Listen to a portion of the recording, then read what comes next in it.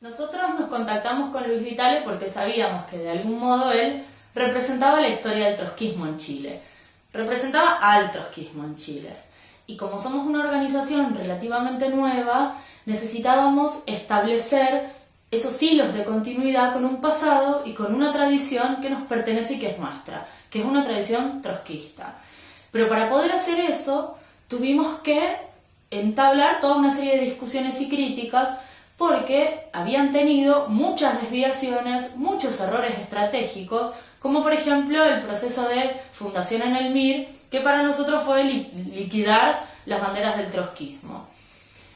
Pero al mismo tiempo había toda una serie de experiencias de lucha, una enorme tradición y muchísimos aportes desde el punto de vista teórico, político, desde el punto de vista del movimiento obrero y la influencia que tuvieron dirigentes obreros trotskistas, como por ejemplo Luis Vitale, que nosotros queríamos rescatar, tomar y poder sacar a la luz, considerando que Chile es un país en donde el estalinismo ganó mucho peso durante la historia y a los trotskistas siempre se los persiguió, se los humilló, incluso se los asesinó.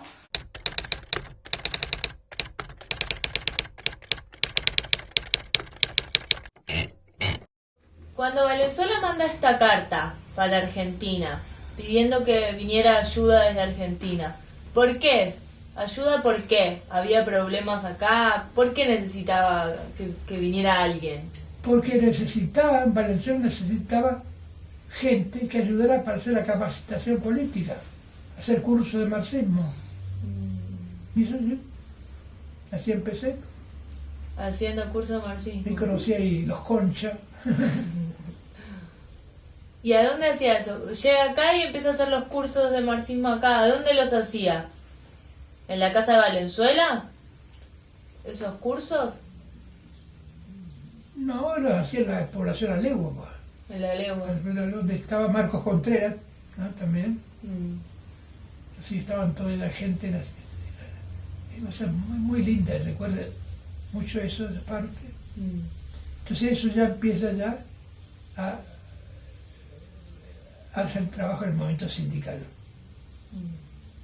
Y entonces yo, para ganarme la vida, pues ¿de qué vivía yo? Y mi hija, mi esposa es doctora. Entonces, ya trabajé en laboratorio Nikolic. Y ahí formé el primer sindicato de empleados de laboratorio y me eligieron presidente. Eso fue un primer paso del sindicalismo, porque eso, el sindicato, el empleado de laboratorio pertenecía a la Federación de Química. Entonces ahí estaba Miguel Pradena, que era dirigente nacional de la CUT, trabajamos fuerte ahí. Me eligieron en el Congreso de la Federación de Química. Y eso es el primer paso importante, porque después del año 58 se hace el Congreso Nacional de la CUT, el segundo Congreso, y me eligen dirigente nacional. Yo voy con la delegación de la Química y Farmacia, y ahí me eligen dirigente nacional. Ahí entabló la gran amistad con Clotario Borrés, pero esa trayectoria muy importante para mí, porque comienza a ser una verdadera militancia en el seno mismo de la clase trabajadora chilena. Y ahí empiezo a hacer también mis primeros trabajos sobre Chile. Pues. Mi primer trabajo sobre Chile se llama Los discursos de Clotario Borrés y la Revolución Chilena. a partir de todo, tanto las huelgas que hacen, las huelgas generales de la CUT y todo eso, tú en el movimiento social vas a encontrar ahí. Así pues. ¿Y por qué, volviendo a este tema, por qué usted decide venirse de Argentina para acá o es algo que se discute? ¿Por qué es la decisión de que venga usted y no otro de Argentina para Chile? ¿Por qué? ¿Por ser profesor? En la reunión del Comité Central, ahí, decían, porque lo que necesita Valenzuela es preparar al marxismo. Y lo que puede ser mejor, además, que yo hacía muchas críticas a Moreno, el tipo muy hábil para sacárselo de encima, decía, que vaya Vitale. Sí. Así, que se vaya. Es muy fino ese Moreno. Y ahí lo mandó para acá. ¿Qué más? Y acá Humberto Valenzuela tenía una relación con Moreno de una buena relación de respeto o también lo criticaba. No, después hacemos un congreso latinoamericano que convoca a Valenzuela también, el año 62, creo que. Después de la Revolución Cubana. Entonces hacemos el congreso, Valenzuela manda e invita a Moreno, y se arma la grande, porque Moreno decía, son pequeños burgueses, sí, son pequeños burgueses, no entiende nada usted, dijo Valenzuela, toda la gente luchadora, yo apoyo a la Revolución Cubana, ¿cómo va a decir usted eso?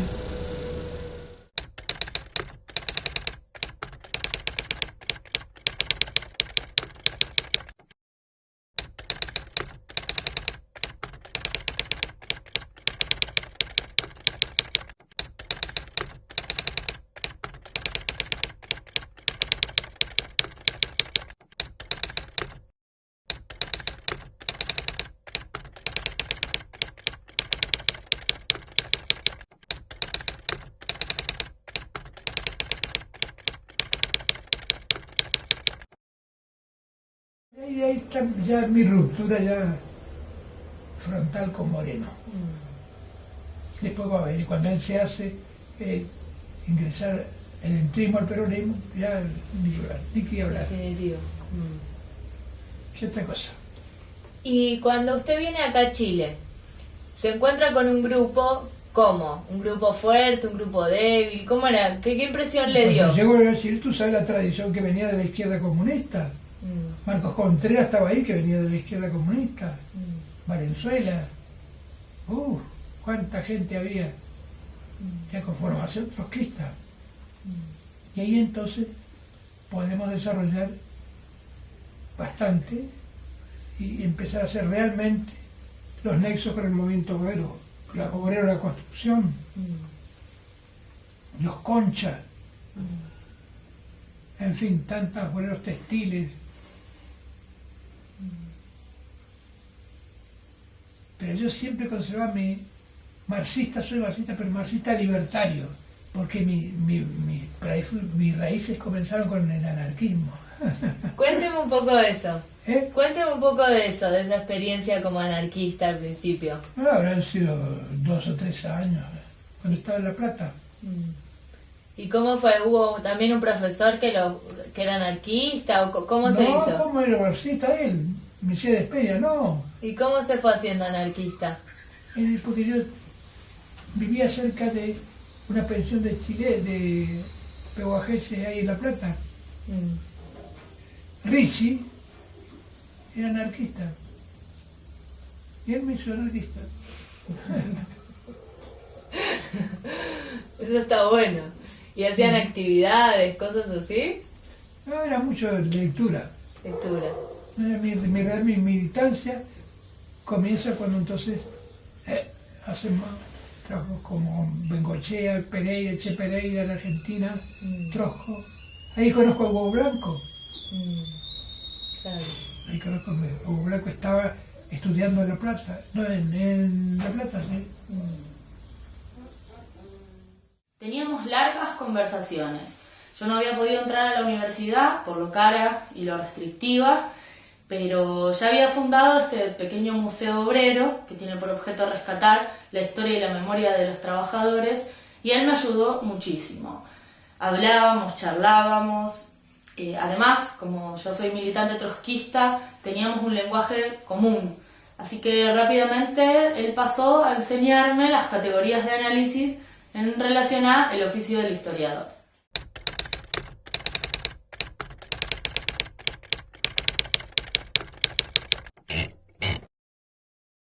Un tema que tú conoces,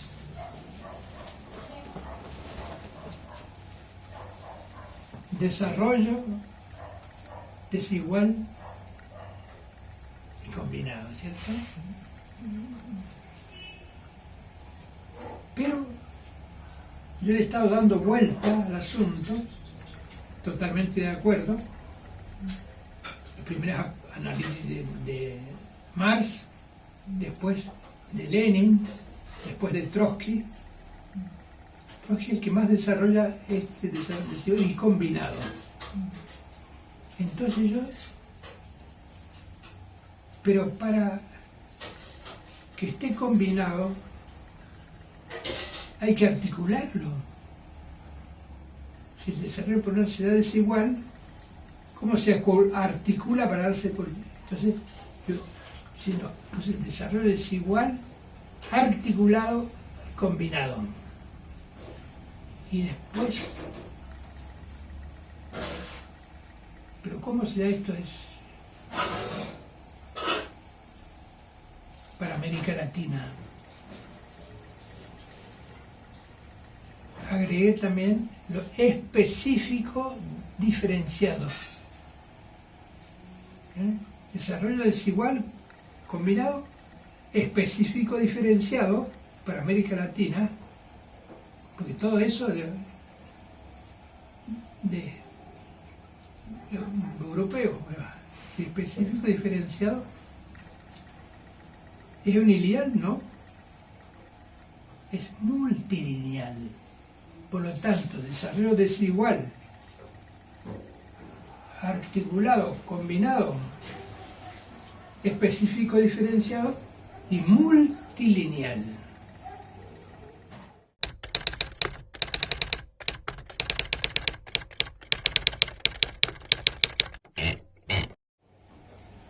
¿Qué es lo que una de las cosas que primero te planteas? Cuando el movimiento obrero de principios del siglo XX, ¿qué elemento importante que tener?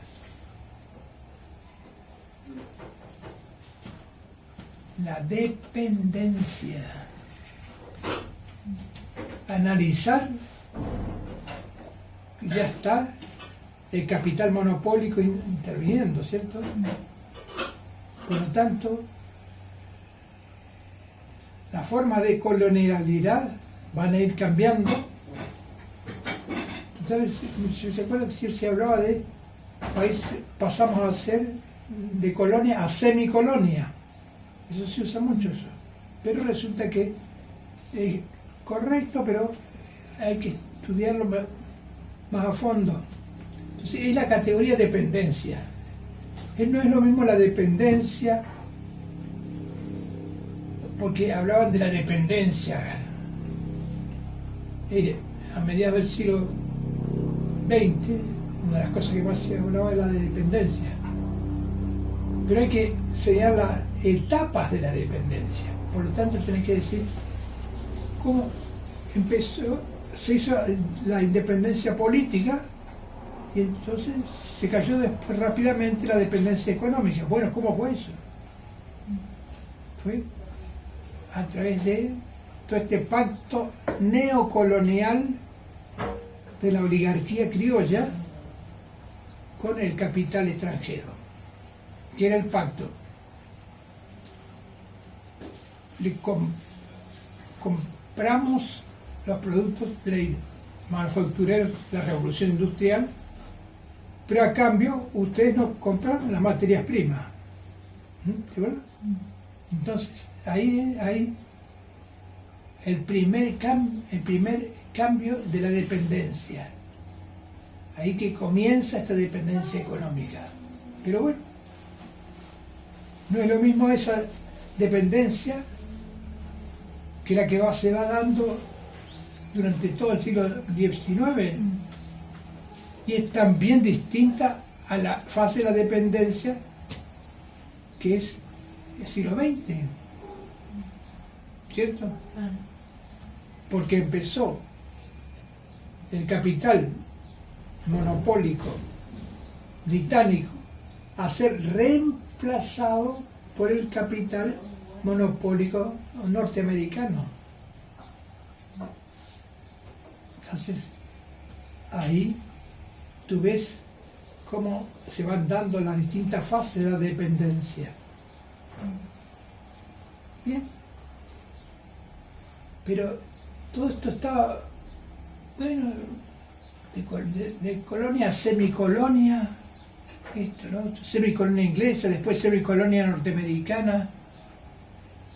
Entonces, hasta esto hace muy poco, a fines del siglo XIX, casi comienzos del XX, un sociólogo, el mejor sociólogo de la América Latina, peruano, Aníbal Quijano, muy amigo mío, estuvo en Chile también, plantea una cuestión muy interesante que se llama la colonialidad del poder. Empiezo a explicarlo. Sí, pero ustedes no se han puesto a pensar cómo se ejerce eso, cómo se ejerce la colonialidad del poder con el imperialismo inglés, cómo se ejerce la colonialidad del poder con el imperialismo norteamericano. Entonces, ¿cómo se expresa la colonialidad del poder? Entonces, ese problema él lo plantea. Entonces yo un día le dije, mira bien, Aníbal, todo esto es muy interesante lo que tú estás planteando, es nuevo, porque todo eso lo sacaba a raíz de que él terminaba hablando de la colonialidad del poder a fines del siglo XIX, explicando que eso era a nivel mundial, era toda la globalización, la era neoliberal. Tenía toda la razón. Me parece muy bien lo que tú dices, pero esta colonialidad del poder cobra concreción, se concretiza si la analizamos a través de las distintas fases de la dependencia. ¿Te das cuenta? Claro. Entonces, participa en ese debate. Yo precisamente estoy escribiendo también sobre ese tema. Ya lo escribí. Te voy a pasar yo cuando me traigan ya con la computadora.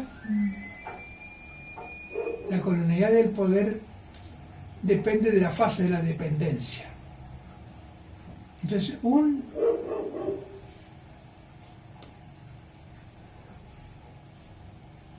investigador, Walter Mignolo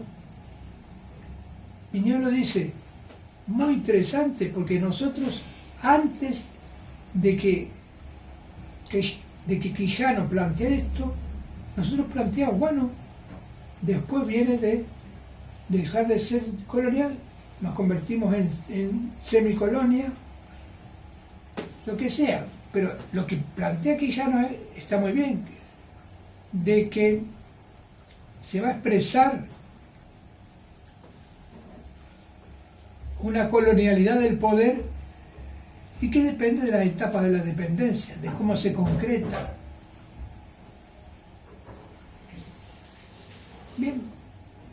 Eso entonces, trabajando la categoría de dependencia.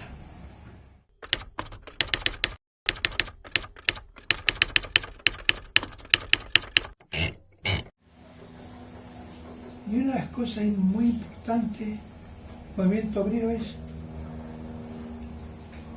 cómo vive la gente, qué siente, qué vive.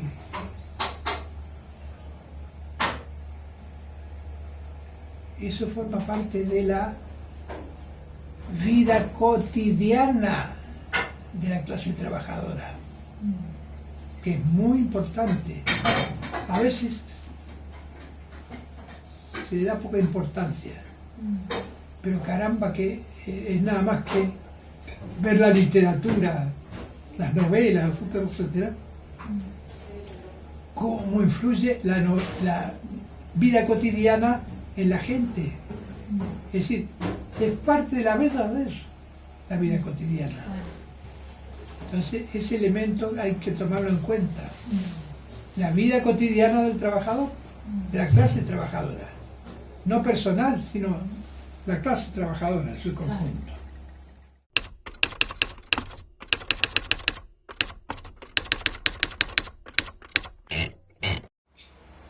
Cuando tú analizas el movimiento obrero, ¿qué otra cosa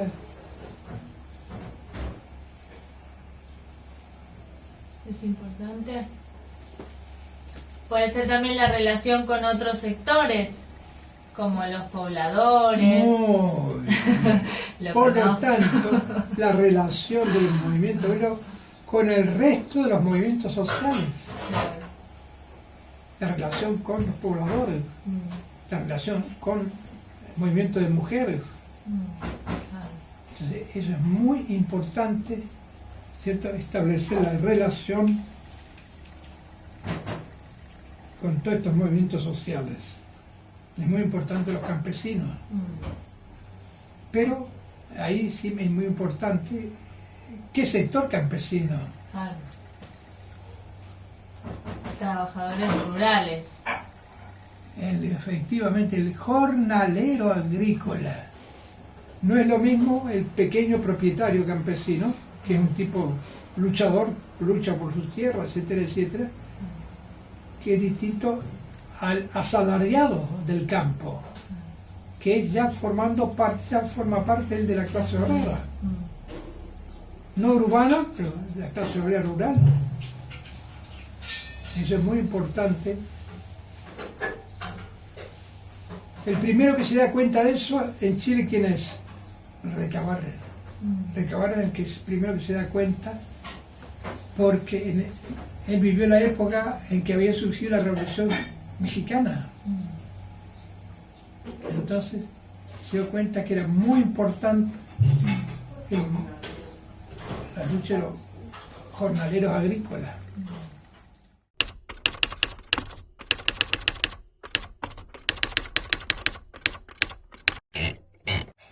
Entra a analizarse la relación etnia-clase. Porque resulta que se crea la Federación Campesina e Indígena en Chile, en la época de Clotario Blest, y esto ya se crea porque muchos mapuches e aymara han ido a trabajar, se convirtieron en asalariados, y comienza entonces a darse esta relación etnia-clase, que es importante analizarla, porque en América Latina se dan en todos los países, casi todos, hasta la Argentina, aunque pocos pueblos originarios, pero se da también en distintas partes, Mendoza, el sur, Tucumán, en Cuyo efectivamente esta relación etnia-clase.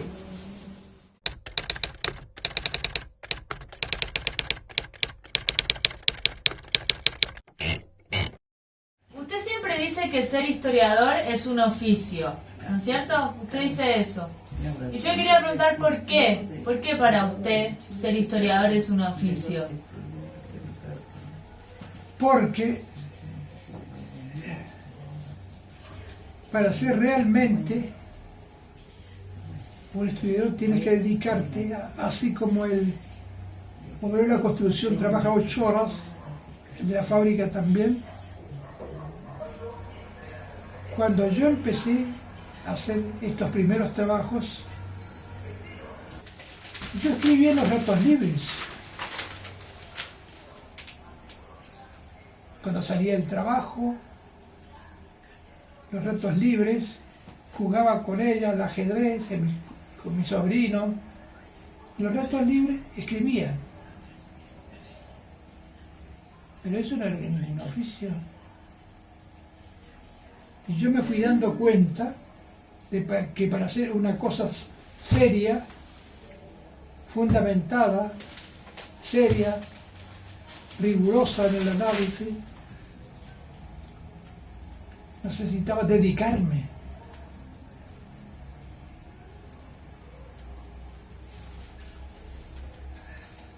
Y empiezo eso a descubrirlo en el exilio.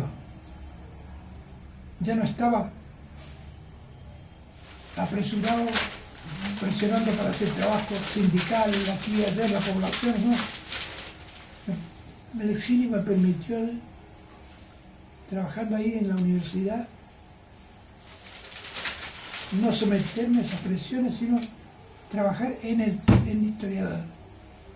Y empiezo a trabajar y dedicar parte del día a eso. Y a darme cuenta que realmente cuando se va haciendo este oficio,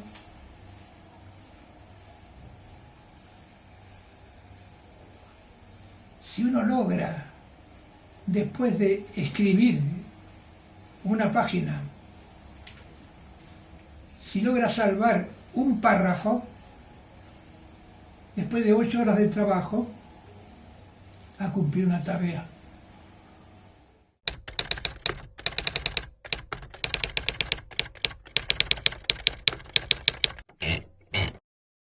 Se ha descuidado el relato. En una palabra. Muy interesante, puedes sacar tú las cosas que has hecho tú, por ejemplo, el análisis comparado de Chile y Argentina, interesante. Pero tú vas contando para que se ubique tal periodo, esto. Y la historia social es un avance muy importante, porque antes la historiografía tradicional era puro acontecimientos, puros hechos, relatar hechos. Suben presidente, bajan presidente, hay golpe de Estado. Por lo tanto, se descuidó relatar. Claro, como que dieron el bandazo. Claro, entonces, por la crítica a la historiografía tradicional. Así que entonces eso hay que tenerlo siempre presente. Relatar, ubicar al lector que tú estás leyendo, que te ubique. Y al mismo tiempo es muy importante. E interpretar también, porque si no es dato nada más. Claro. Entonces, combinar. Por eso el que hace historia es relatar, yo reivindico relatar, interpretar los hechos y teorizar. Son 3: relatar, interpretar y teorizar. Es decir, la interpretación que vas haciendo va contribuyendo a una teoría también que está manejando. En una ocasión fuimos a visitarlo con Pablo Pozzi, director del programa de Historia Oral en la Universidad de Buenos Aires. Y fue realmente muy bueno porque incluso hasta cantaron un tango. Hoy estuve viendo el Museo de Dolores y la verdad que nos parece un proyecto muy importante. Esto de poder preservar la historia política y social de la clase obrera es algo que bueno, vamos a ver cómo podemos ayudarla desde la Argentina. La importancia de la historia oral, sí. muy importante. Muy importante. Así que Pero tienes que conversar bastante con Pablo. tal Sí. cual, tal cual. Él decía que la entrevista que le hicimos a usted, ¿se acuerda que la filmamos? Sí, sí. Bueno, que le sirvió mucho, que la leyó, porque yo Sí. se la mandé, Ah, ya. y que le gustó mucho porque tenía mucha experiencia suya, de vida, de militancia. Ya. Y eso le gustó mucho a él. Bueno, Además porque es muy raro sí, sí. que un gran historiador además tenga tanta experiencia militante. En general hemos separado intelectual de clase. Este trabajo yo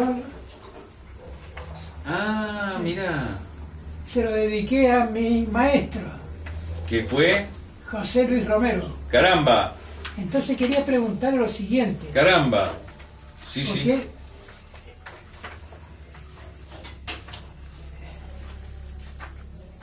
él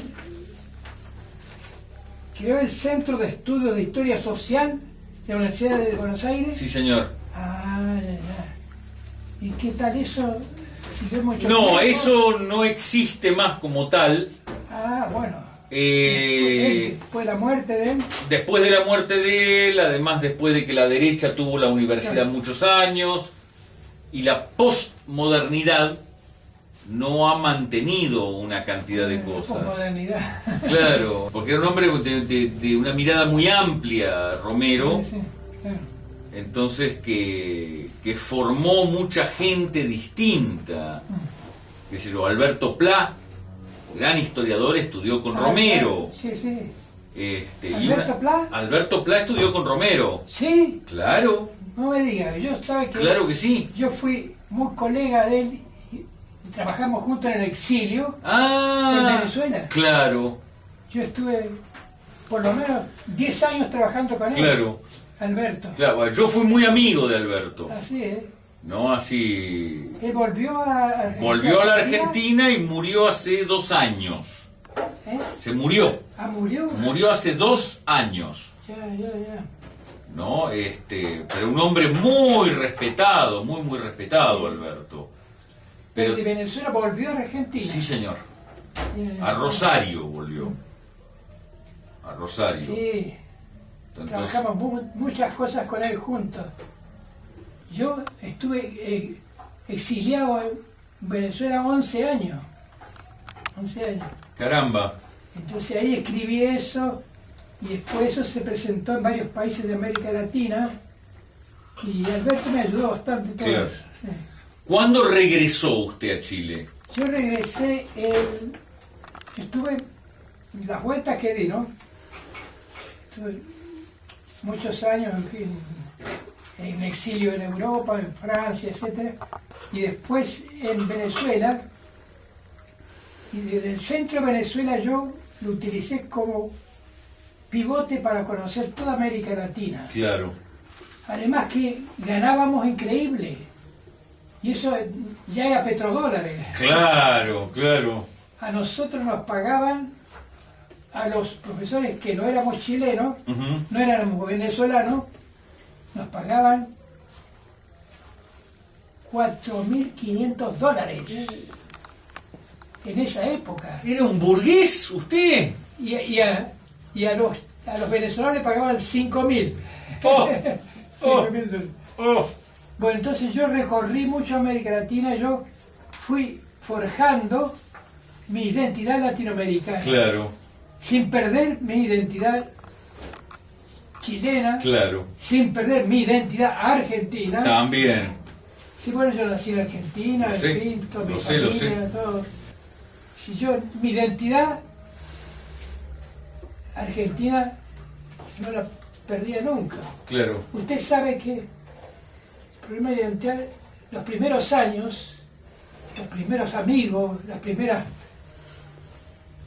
juegos, entonces, esa identidad no se pierde Sí, nunca. te marcan de por vida. Toda, Sí, su vida, sí. toda su vida está marcada por eso, Claro. ¿cierto? Claro, totalmente.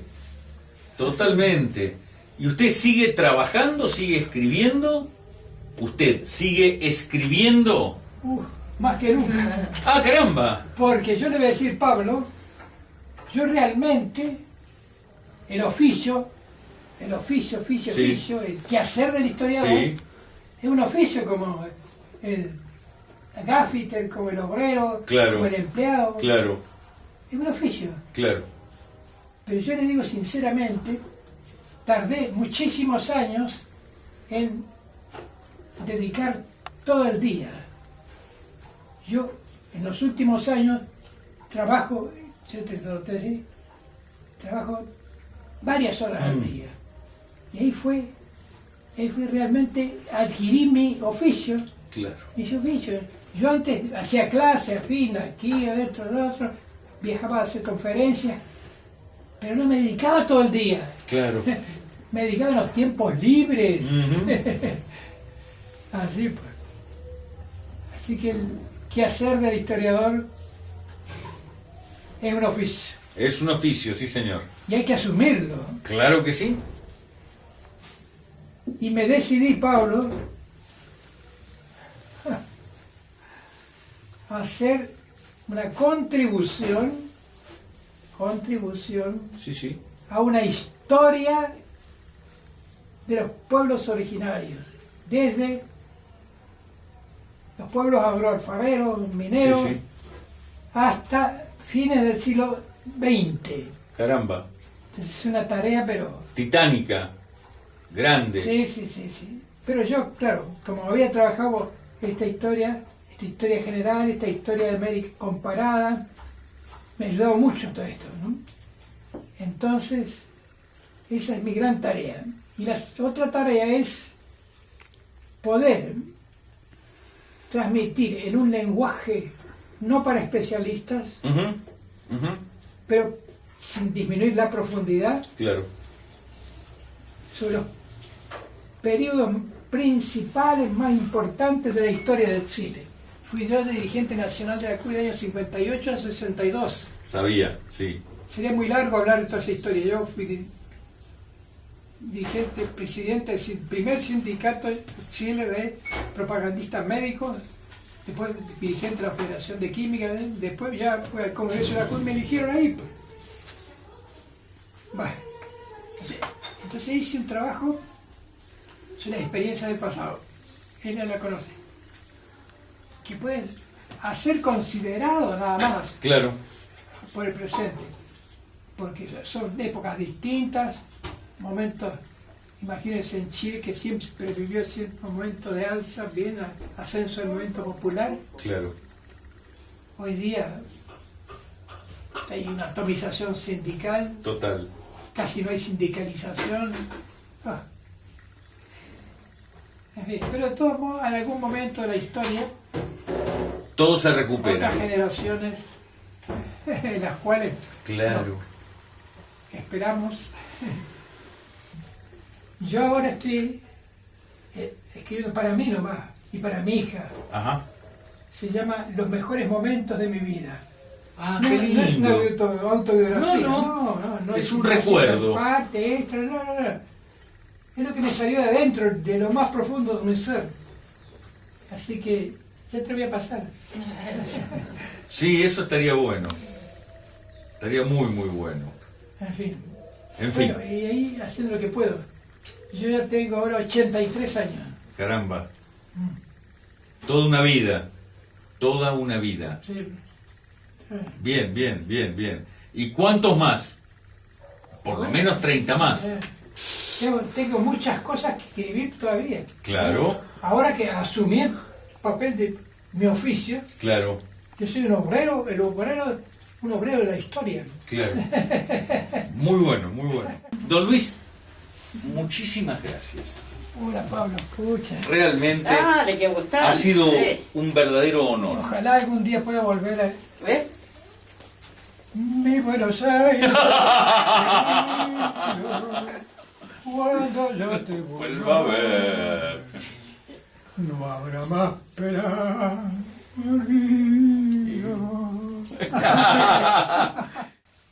Al poquito tiempo se murió y para nosotros fue un golpe muy duro. Fue difícil entenderlo porque era un hombre que transmitía mucha calidad moral,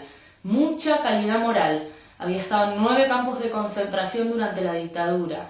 Escribió decenas de libros sobre la historia del movimiento obrero, de los pueblos originarios, de la mujer, cientos y cientos de folletos, es decir, un hombre que había tenido mucho que ver con la historia del movimiento obrero en Chile, tanto desde el punto de vista de escribirla, como desde el punto de vista de hacerla.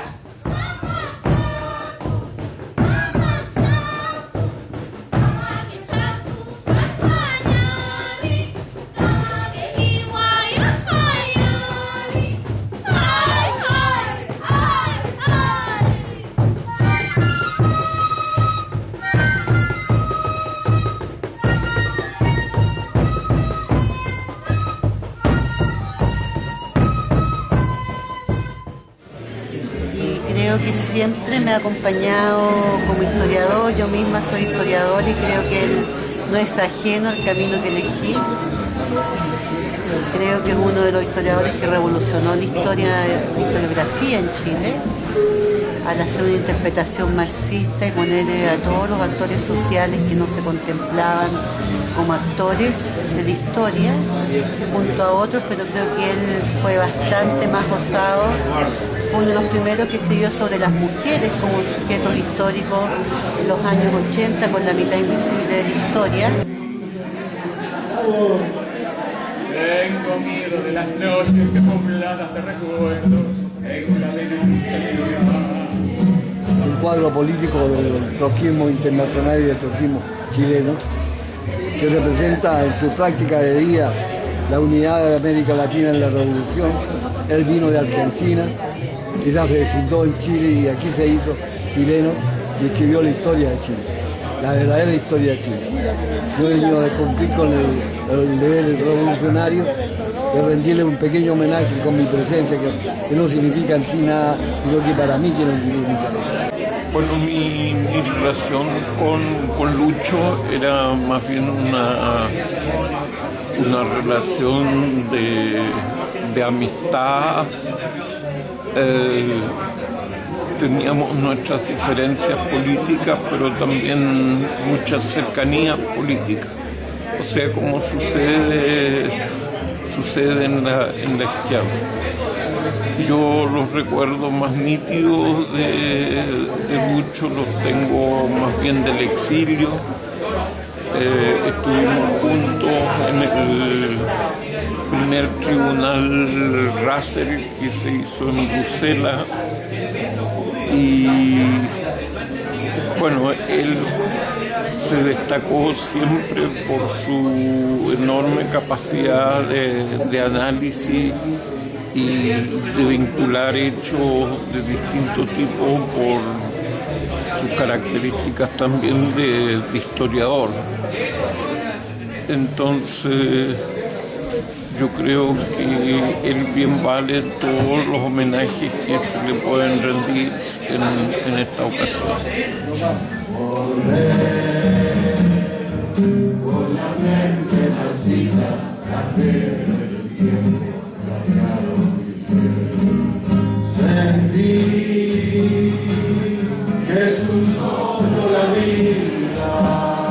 Si hubiese estado hoy acá, agarraba el diario, lo abría y me preguntaba detalle por detalle de la lucha del movimiento estudiantil. Era un tipo que estaba conectado permanentemente con la causa, no le importaba nada más.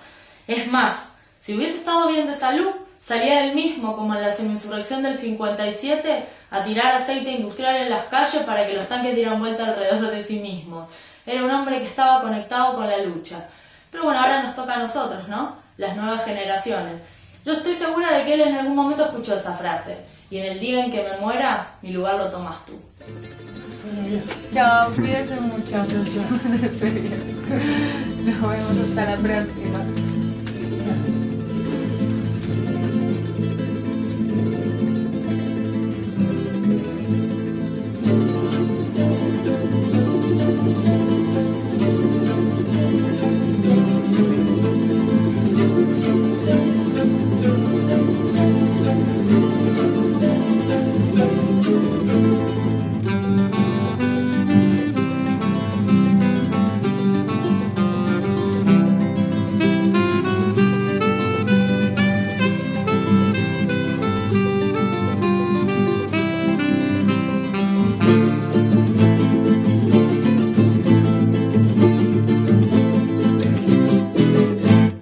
soy un obrero de la historia.